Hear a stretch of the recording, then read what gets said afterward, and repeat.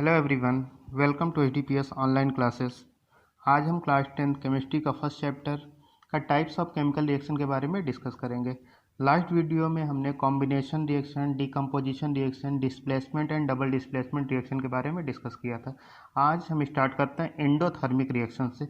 जैसा कि नाम से ही दिख रहा है, एंडो मतलब होता है किसी भी इंडो का मतलब होता है अंदर, इंडोथर्म मतलब होता है हीट।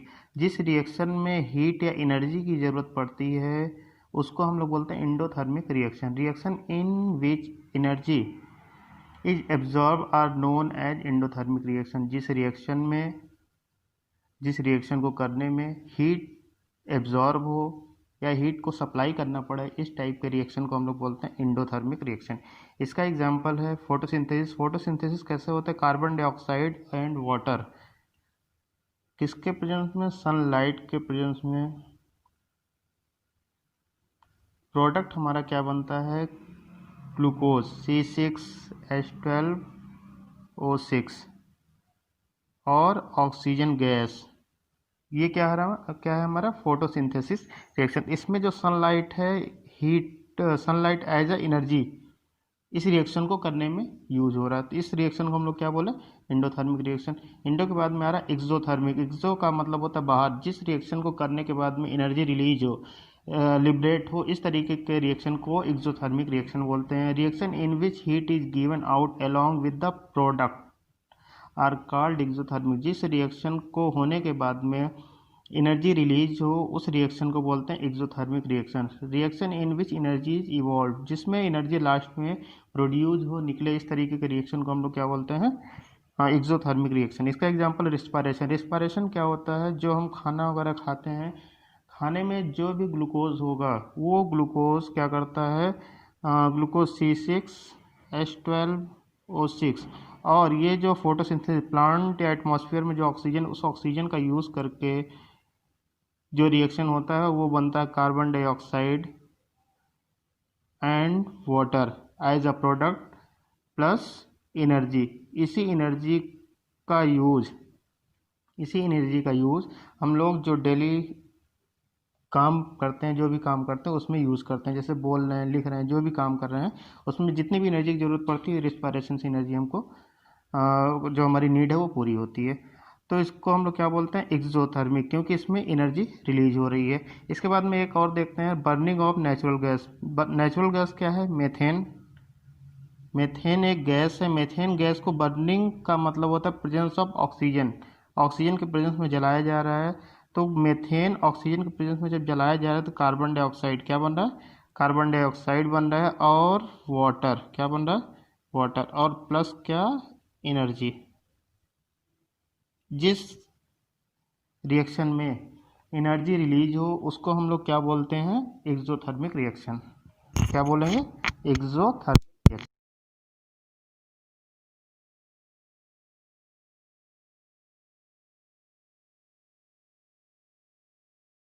अब हम लोग नेक्स्ट टाइप देखेंगे, ऑक्सीडेशन रिएक्शन। ऑक्सीडेशन रिएक्शन क्या होता है? जिस रिएक्शन में ऑक्सीजन गेन हो और लॉस हो किसका? हाइड्रोजन का। या तो हाइड्रोजन का लॉस हो जाए या तो ऑक्सीजन का गेन हो जाए। इस टाइप के रिएक्शन को हम लोग बोलते हैं ऑक्सीडेशन रिएक्शन, जिसमें या तो बोल सकते हैं हम लोग एडिशन ऑफ ऑक्सीजन और रिमूवल ऑफ हाइड्रोजन। या तो ऑक्सीजन ऐड हो जाए या तो हाइड्रोजन रिमूव हो जाए। इस टाइप के रिएक्शन को बोलते हैं ऑक्सीडेशन रिएक्शन। एग्जाम्पल समझते हैं, ज़्यादा समझ में आएगा। उसके बाद में है रिडक्शन। रिडक्शन रिएक्शन में क्या? रिडक्शन रिएक्शन कैसा होता है? Reduction is the loss of oxygen. Just इसी का अपोजिट रहेगा। इसमें गेन हो रहा है ऑक्सीजन का, इसमें क्या हो रहा है? लॉस हो रहा है। इसमें लॉस हो रहा है हाइड्रोजन का, इसमें क्या हो रहा है? गेन हो रहा है हाइड्रोजन का। इस टाइप के रिएक्शन को हम लोग बोलते हैं रिडक्शन रिएक्शन। इसके बाद नेक्स्ट रिएक्शन आता है रिडॉक्स। रिडॉक्स का मतलब RED, रिडॉक्स। तो RED का मतलब होता है रिडक्शन। OX का मतलब होता है ऑक्सीडेशन। जिस रिएक्शन में रिडक्शन एंड ऑक्सीडेशन दोनों हो उसको हम लोग बोलते हैं रिडॉक्स रिएक्शन। एग्जाम्पल ले लेते हैं, जैसे कि कोई केमिकल कंपाउंड है AO और दूसरा कंपाउंड मेटल है या कोई भी चीज़ है B। ये क्या हो रहा है? इसमें रिएक्शन होने के बाद में ये O किसके साथ चला जा रहा है? B के साथ में चला जा रहा है। तो बन जा रहा है BO और क्या हो रहा है ए। तो यहाँ पे क्या हो रहा है, ऑक्सीजन का गेन हो रहा है। जैसे कि जहाँ पे ऑक्सीजन का गेन हो उसको हम लोग क्या बोलते हैं, ऑक्सीडेशन। तो ये क्या हो गया यहाँ पे, ऑक्सीडेशन। क्या हुआ यहाँ पे, ऑक्सीडेशन। और लॉस क्या हो रहा है, जहाँ पे रिमूव हो रहा है ऑक्सीजन का, तो क्या बोलेंगे यहाँ पे, ऑक्सीजन का रिमूव हो रहा है जिस जगह पे, उसको हम लोग क्या बोलते हैं, रिडक्शन। तो यहाँ पे ऑक्सीजन क्या हो रहा है, रिमूव हो जा रहा है इस वाले में से, तो इसको हम लोग क्या बोलेंगे यहाँ पे, रिडक्शन। क्या बोलेंगे, रिडक्शन। तो जिस रिएक्शन में ऑक्सीडेशन और रिडक्शन दोनों हो उसको हम लोग बोलते हैं रिडॉक्स रिएक्शन। बात समझ में आई? इसके बाद में दूसरा एग्जांपल से देखते हैं, कॉपर रिएक्ट कर रहा है ऑक्सीजन के साथ में, उसको हीट किया जा रहा है तो बन रहा है कॉपर ऑक्साइड। क्या बन रहा है, ये कॉपर ऑक्साइड बन रहा है। तो कॉपर में हम लोग देख रहे हैं कि ऑक्सीजन ऐड हो जा रहा है। क्या हो रहा है, ऑक्सीजन ऐड हो जा रहा है। तो यहाँ पे क्या हो रहा है, ऑक्सीडेशन रिएक्शन हमको देखने को मिल रहा है। सेकेंड है कॉपर ऑक्साइड पे, कॉपर ऑक्साइड को जब हम हीट, इस वाले कॉपर ऑक्साइड में जब हाइड्रोजन गैस पास करा रहे हैं, क्या हो रहा है, कॉपर से ऑक्सीजन रिमूव हो जा रहा है। यहाँ पे दिख रहा है हमको ऑक्सीजन रिमूव हो जा रहा है। तो मतलब जहाँ पे ऑक्सीजन रिमूव हो जाए उसको हम लोग क्या बोलते हैं, रिडक्शन। क्या बोलेंगे, रिडक्शन। और जहाँ पे हाइड्रोजन ऐड हो जा रहा है, यहाँ पे ये वाला ऑक्सीजन कहाँ पे ऐड हो जा रहा है, इस हाइड्रोजन के साथ में ऐड हो जा रहा है, इसलिए यहाँ पे क्या हो गया, ऑक्सीडेशन हो गया। क्या हो गया, ऑक्सीडेशन हो गया। दोनों में से कोई चीज़ हो, या तो हाइड्रोजन ऐड हो जाए, या तो यहाँ पे क्या हो जाए, हाइड्रोजन यहाँ पे ऐड हो जाएगा तो रिडक्शन रिएक्शन हो जाएगा, यहाँ पे हाइड्रोजन ऐड हो जाएगा तो रिमूव हो जाएगा तो क्या हो जाएगा, ऑक्सीडेशन रिएक्शन।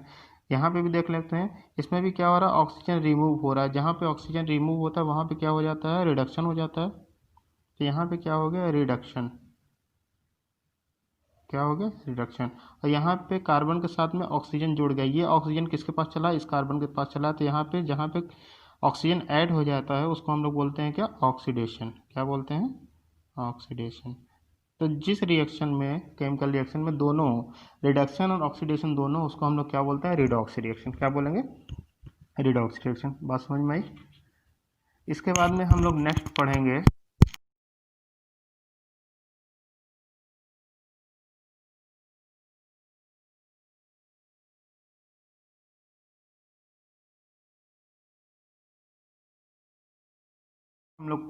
कोरोजन। कोरोजन क्या होता है, जब किसी मेटल, कोई मेटल ऑक्सीजन, मॉइस्चर, एसिड से रिएक्ट करके या उसके ऊपर अटैक हो जाए, या किसी चीज़ से रिएक्ट करने के बाद में वो कोरोड होने लगे, कोरोड का मतलब ख़राब होने लगे, वो डीके होने लगे, तो उस प्रोसेस को हम लोग बोलते हैं corrosion. When metal are attacked by substance around it, हमारे आसपास जो सब्सटेंस है, it such as moisture, acid etcetera, it is said to corrode and this process is called corrosion. तो इस प्रोसेस को हम लोग क्या बोलेंगे, कोरोजन। जैसे हम लोग एक कॉमन एग्जांपल देख सकते हैं कि जैसे लोहे पे हम लोग कुछ टाइम के लिए अगर एक रेलिंग लगवाते हैं लोहे की, उस पर पॉलिश नहीं की जाए कुछ देर, कुछ दिन के लिए ऐसे ही पड़ा रहे, उस पर कुछ हम पेंट वगैरह ना करें, क्या होता है, उस पर एक ब्राउन कलर का, रेडिश ब्राउन कलर के कवर आ जाता है, जिससे कि कुछ दिन अगर और ऐसे छूटा रहेगा, नहीं करते उस पर हम पॉलिश वगैरह, तो क्या होता है, वो सड़ने लगता है, ख़राब होने लगता है, डीके होने लगता है उसको। तो इस प्रोसेस को हम लोग बोलते हैं कोरोजन।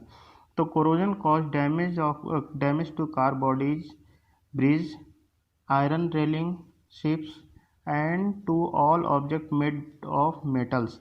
जितने भी मेटल होते हैं वो कोरोड होते हैं, कोई ज़्यादा होता है कोई कम होता है। सबसे ज़्यादा कोरोजन जो होता है वो आयरन में होता है। ठीक, तो आयरन का जो सिंबल है Fe, ये ऑक्सीजन और हाइड्रोजन से साथ में रिएक्ट कर लेता है, मॉइस्चर से मिल जाता है, एटमॉस्फेयर से मिल जाता है।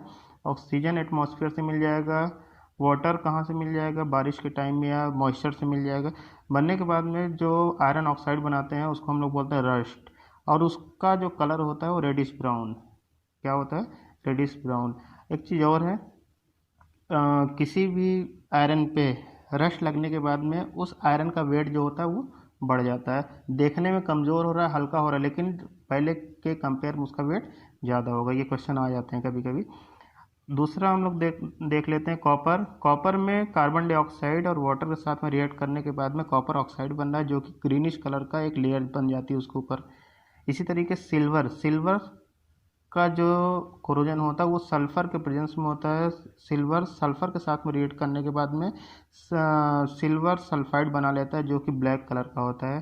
किस कलर का होता है? ब्लैक कलर का। इसको हम लोग बोलते हैं टार्निशिंग ऑफ सिल्वर। क्या बोलते हैं?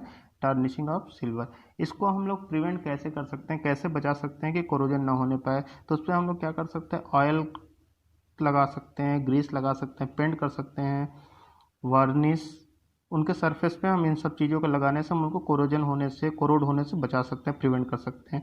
दूसरा और क्या कर सकते हैं, उस पर कोटिंग कर सकते हैं, depositing a thin layer of any other metal. दूसरे लेयर को उसके ऊपर कोटिंग करके इससे हम कोरोड होने से बचा सकते हैं। जैसे क्रोमियम, जिंक, निकल, इन सब का कोडिंग कर देने से उसको कोरोड होने से हम बचा सकते हैं। जिंक का जो लेयर चढ़ाया जाता है किसी मेटल पे दूसरे मेटल पे या आयरन पे, उसको हम लोग बोलते हैं गैल्वेनाइजेशन। क्या बोलते हैं? गैल्वेनाइजेशन। नेक्स्ट टॉपिक देखते हैं हम लोग।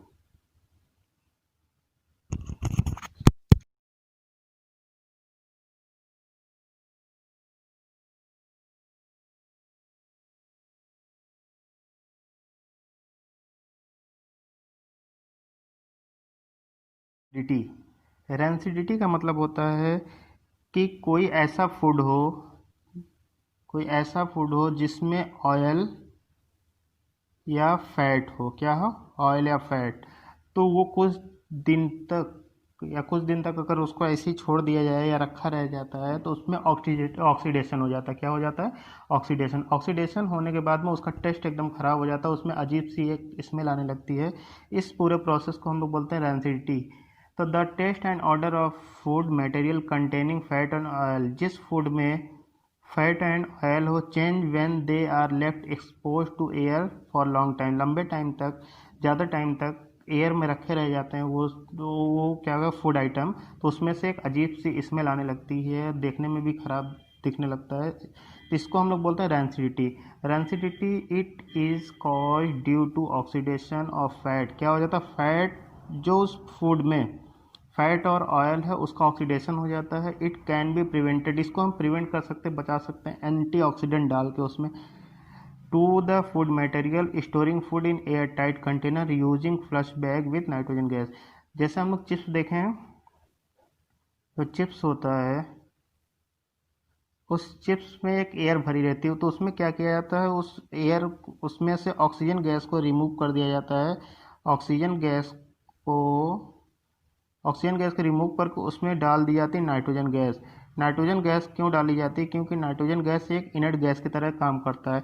इनर्ट गैस वो गैस होते हैं कि जो कि किसी भी चीज़ से रिएक्ट नहीं करते हैं। तो नाइट्रोजन, यहाँ पे नाइट्रोजन गैस एक इनर्ट गैस की तरह काम करता है। इस वजह से इसको ऑक्सीडेशन से बचाने के लिए हम इसमें डाल देते हैं। क्या डाल देते हैं? नाइट्रोजन गैस डाल देते हैं। रेंसिडिटी से बचाने के लिए किसी भी फूड प्रोडक्ट को जिसमें ऑयल पाया जाता है उसको हम एयर टाइट डिब्बे में रख सकते हैं, उसको पॉलीथीन के बैग में टाइट करके रख सकते हैं, जिससे कि उसमें